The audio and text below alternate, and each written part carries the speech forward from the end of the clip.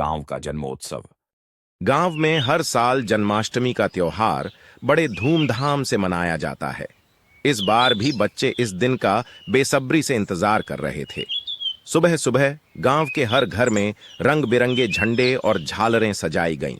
बच्चे उत्साह से भरे हुए थे और जल्दी से तैयार हो रहे थे। प्यारे कृष्ण की झांकी सजाई गई थी। गांव के छोटे छोटे बच्चे कृष्ण और राधा के कपड़े पहनकर आए। कुछ बच्चों ने बाल कृष्ण की भूमिका निभाई और कुछ ने राधा की। सभी ने मिलकर कृष्ण के जन्म की कहानी को नाटक के रूप में प्रस्तुत किया। उनके नृत्य और गीतों ने सबका दिल जीत लिया। और वहीं राहुल एक छोटा लड़का था जो अपने माता पिता के साथ शहर से गांव में आया था। ये नया गांव उसे बहुत ही अलग और अनजान सा लगा।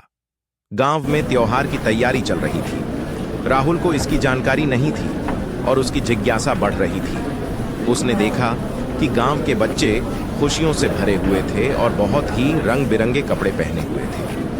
वे जगह जगह सजावट कर रहे थे और उत्साहित लग रहे थे। राहुल ने सोचा कि यह क्या हो रहा है और क्यों सभी लोग इतने खुश हैं। वह एक छोटे से बच्चे से पूछा, तुम सब इतने खुश क्यों हो और ये सब क्या हो रहा है? छोटे बच्चे ने मुस्कुराते हुए कहा, यह जन्माष्टमी का त्योहार है, तुम नहीं जानते?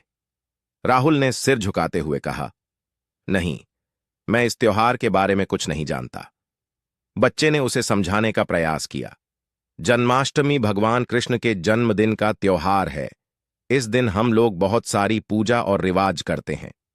राहुल का उत्सुकता और बढ़ गई और उसने सोचा कि वह इस त्योहार के बारे में और जानना चाहता है।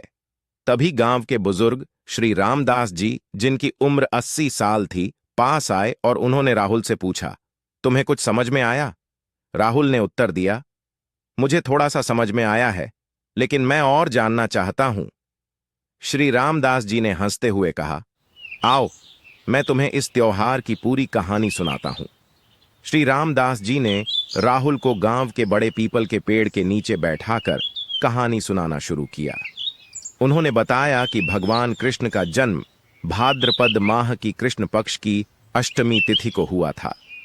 उस समय धरती पर अत्याचार बढ़ गया था और भगवान विष्णु ने कृष्ण के रूप में अवतार लिया ताकि वे अधर्म को समाप्त कर सकें। इसके बाद गांव के बच्चों ने मिलकर भगवान कृष्ण की पूजा की। कृष्ण के भव्य मंडप के चारों ओर मोती और फूल सजाए गए थे। मिठाई और फल भगवान को अर्पित किए गए। सभी बच्चे मिलकर भजन गा रहे थे और भगवान के प्रति अपनी श्रद्धा प्रकट कर रहे थे। शाम होते होते बच्चों ने एक खेल की योजना बनाई। मटकी फोड़ प्रतियोगिता का आयोजन किया गया। बड़े उत्साह के साथ बच्चों ने मटकी को फोड़ने का प्रयास किया और जीतने वाले बच्चों को पुरस्कार मिले। इस खुशी के मौके पर गांव भर में मिठाई बांटी गई। इस प्रकार गांव में जन्माष्टमी का त्योहार हंसी खुशी और उत्साह के साथ मनाया गया।